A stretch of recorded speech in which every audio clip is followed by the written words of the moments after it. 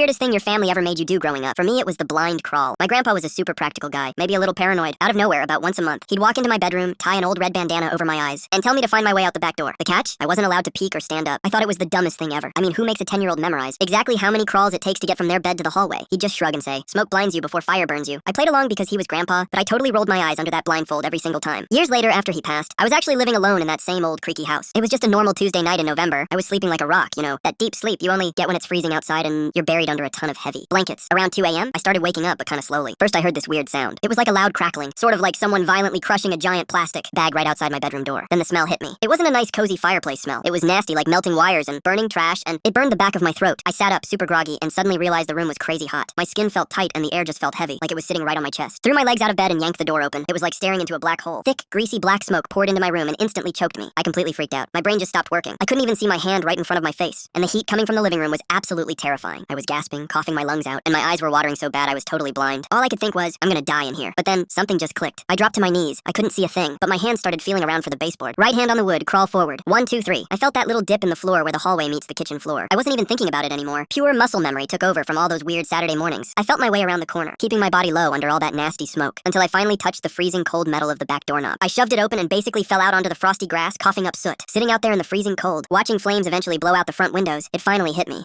I definitely would have died in that hallway if I had tried to run out normally. I always thought my grandpa was just a crazy old guy with too much time on his hands. But sitting there, watching the smoke fill the night sky, I was just so insanely thankful. He wasn't being paranoid at all.